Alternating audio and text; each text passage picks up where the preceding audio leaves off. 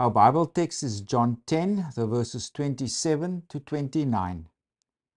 My sheep hear my voice, and I know them, and they follow me. And I give them eternal life, and they shall never perish, neither shall anyone snatch them out of my hand. My Father, who has given them to me, is greater than all, and no one is able to snatch them out of my Father's hand.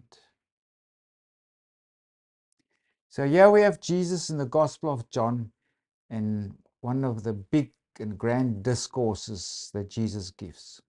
Jesus gives several big discourses. For example, in chapter 3, he has a discourse with Nicodemus. And in chapter 4, he has that long discourse with a Samaritan woman. And all of these discourses, along with the I am sayings of Jesus and his signs that he performs, all of this comes together in the Gospel of John to communicate Jesus' divine identity. Because the author, he wants to present Jesus as the Son of God, who he is, who gives profound teaching, who is profound in of himself because he's the divine Son who reveals the Father. So remember, whenever you read the Gospel of John, it's Jesus, the profound Jesus, the inexpressible Jesus, the divine Son of God who is speaking, and it's about revealing to the world who he is. He's the divine Son who reveals the Father. And our present discourse in chapter 10 is also about that. If we look at chapter 10, it's about Jesus being the Good Shepherd, the whole of chapter 10. And it unfolds over two different time periods. The first time period is the Feast of Tabernacles, and then later on the Feast of Dedication. If we look first there at John 10, verses 1 to 21, Jesus at the Feast of Tabernacles. And this happened in the September-October time period.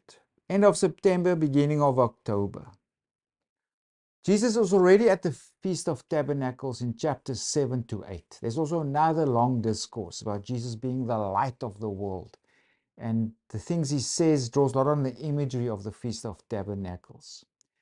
And at the beginning of chapter 10, Jesus is still present at the Feast of Tabernacles. And if you read there, it's about Jesus knows, protects, and lays down his life for the sheep. And Jesus draws a contrast between himself and the other shepherds of Israel, the priests mainly, but here also the Pharisees. And Jesus contrasts with them because they are not the real shepherds of God's people, because they are thieves. And later on he says also, if the wolf comes, they run away. They don't protect the sheep. It is Jesus who is the true shepherd and who protects. As it says there, he knows, he protects, and he even lays down his life for the sheep. Unlike the other religious leaders, Jesus lays down his life for the sheep. He does not act in self-interest ways. And it's also here in John 10 where we also find I am sayings of Jesus, where he says, I am the door of the sheep. Right? People enter the kingdom, life with God through Jesus. Jesus also says, I am the good shepherd who leads God's people.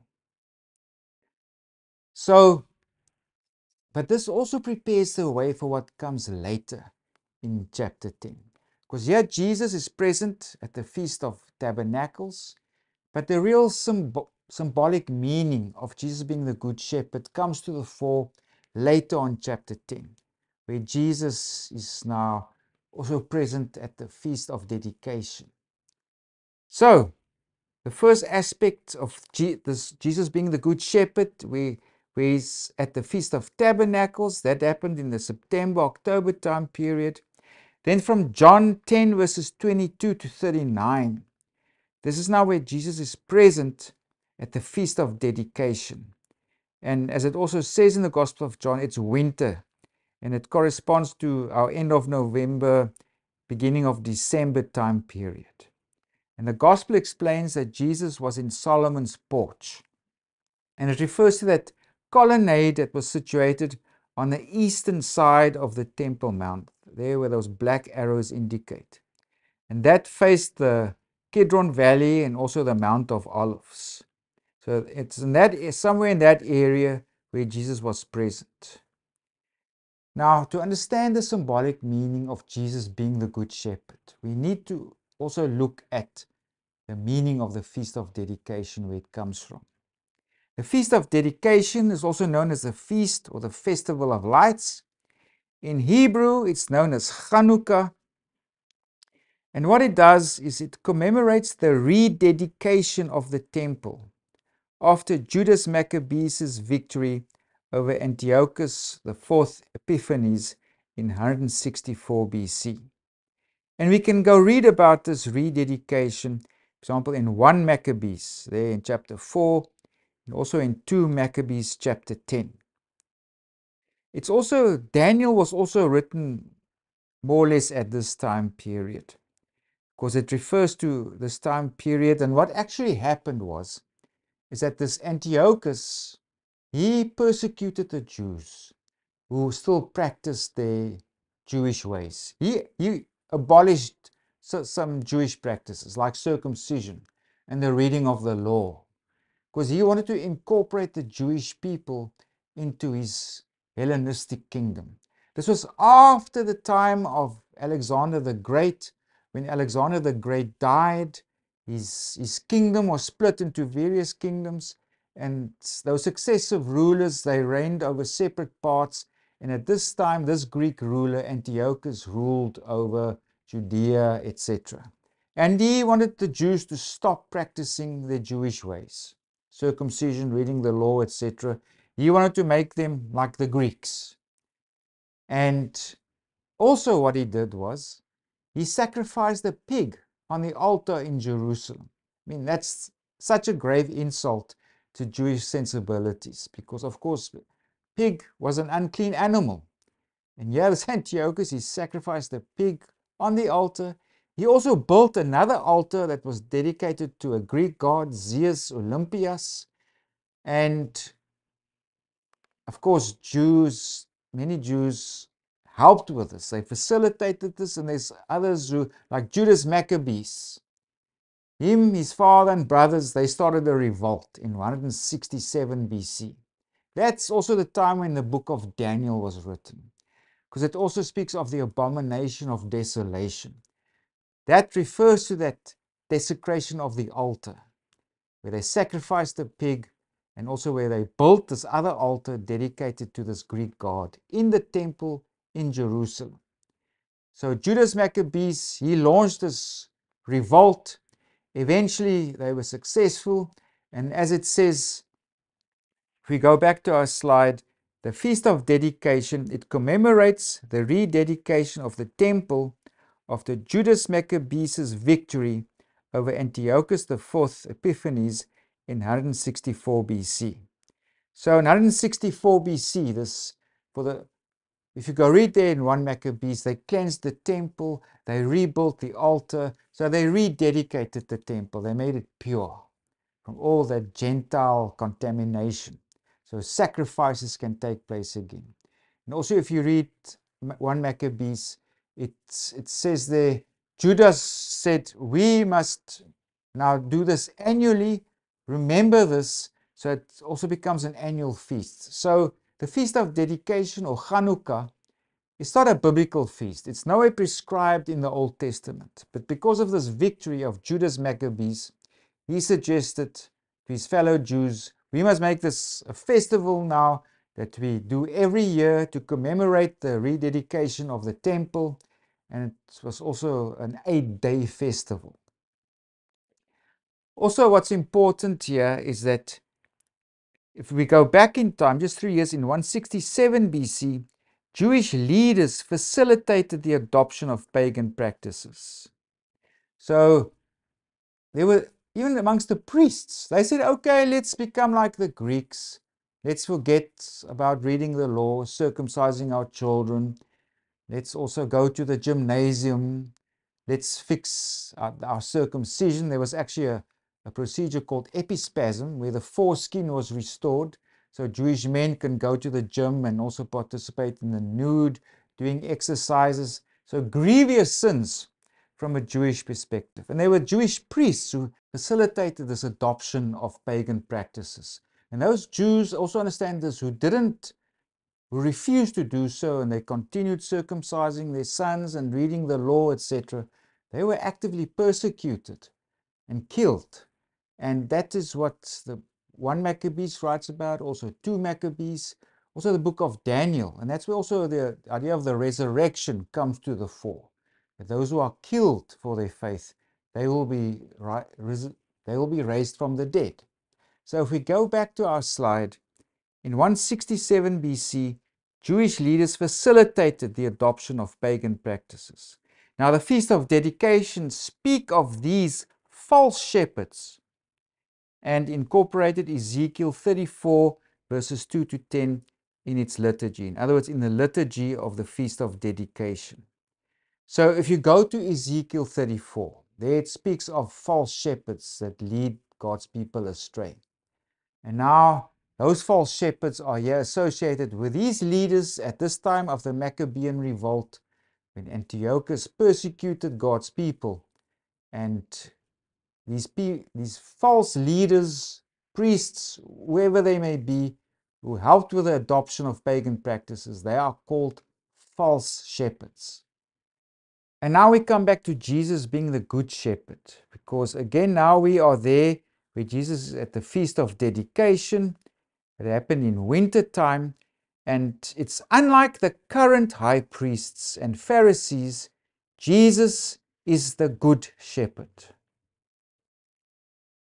So like at the time of the Maccabean revolt, when that new Feast of Dedication spoke of those false shepherds, that happens there in Ezekiel, Jesus now also, he uses that symbolic significance of the Feast of Dedication also to say in a way, I am the good shepherd. And the Pharisees, also the high priests and the priests who were active at this time, they are the false shepherds. But Jesus is the true and the good shepherd. So if you understand this imagery, think of what the symbolic significance of the Feast of Dedication, also known as Chanukah. It goes back to the rededication of the temple by Judas Maccabees, purifying the temple, getting rid of those false shepherds that led the people astray. But in a similar way, Jesus is also making that connection. In his time, there are false shepherds, also leading God's people astray. They're like thieves. They come and steal. They're there for selfish reasons. Also, that they are, when the wolf comes, they flee. They don't protect the sheep. So remember that. That's the backdrop of Jesus' imagery here as the Good Shepherd. This is Chanukah, or this Feast of Dedication, and what it meant for the Jewish people. So Jesus, he was, now during the Feast of Dedication, he was asked by the people, are you the Messiah? Tell us plainly. Then Jesus also tells them, well, you've seen my works. That should testify of me. And then also now focus his attention on his true sheep, his true followers. Him being the shepherd. And that's our Bible text. My sheep hear my voice, and I know them, and they follow me. And I give them eternal life. So, very important things there. Jesus, the good shepherd. He says there, my sheep hear my voice. That was quite a natural thing also. I mean, shepherds, the sheep got to know the voice of the one that led them. So that my sheep hear my voice, and I know them. That's another important aspect. Jesus, the good shepherd, knows his sheep, and they follow me. Also, and I give them eternal life, and they shall never perish. So Jesus here also, previously in the chapter, he said, I give my life for the sheep. Because remember also at the beginning where John says, behold the Lamb of God who takes away the sins of the world. Jesus sacrifices his life for the forgiveness of sins of God's people. He does that in contrast to those false shepherds. Jesus is the good shepherd, the true shepherd. If we carry on with our Bible text, neither shall anyone snatch them out of my hand. My Father who has given them to me is greater than all, and no one is able to snatch them out of my Father's hand. So here's also an image of protection. Jesus is the protector of his sheep. He lays his life down for the sheep, and he knows them, and they follow him. Jesus, the good shepherd. But also, there's also an identity between Jesus and the Father. Because he says, no one will snatch the sheep out of my hand. And he also says here, no one will snatch the sheep from my Father's hand. So there's kind of identity between Jesus and the Father. Remember what I said at the beginning. The discourses here in John's Gospel, the signs or the miracles of Jesus, the I am sayings of Jesus, all points to Jesus' divine identity, who he is. Now our Bible text also now culminates in this saying. If we go to verse 30, he says there, I and my Father are one. Again, there's a clear instance where the divine identity of Jesus is revealed. Of course, the Jews now want to stone him, but Jesus manages to escape. It also says later he went beyond the Jordan to where John was baptizing initially. But here in John 10, it's about Jesus being the good shepherd. In the early part of John 10, Jesus is at the Feast of Tabernacles. He kind of lays the groundwork or prepares the way for this good shepherd imagery to come to fruition when he returns again to Jerusalem for the Feast of Dedication. Of course, and as I described, it goes about the temple being rededicated, and where it's also mentioned of those false shepherds that lead God's people astray. But yeah, Jesus uses that backdrop to come and to reveal himself. I am the good shepherd. And as our Bible text says, my sheep hear my voice, and I know them, and they follow me. And I give them eternal life, and they shall never perish, etc. Jesus is the protector of his sheep. He gives his life for the sheep. He knows them, and his sheep follow them. Yeah, also important in this discourse, this identity between Jesus and the Father. Like Jesus says in verse 30, I and my Father are one.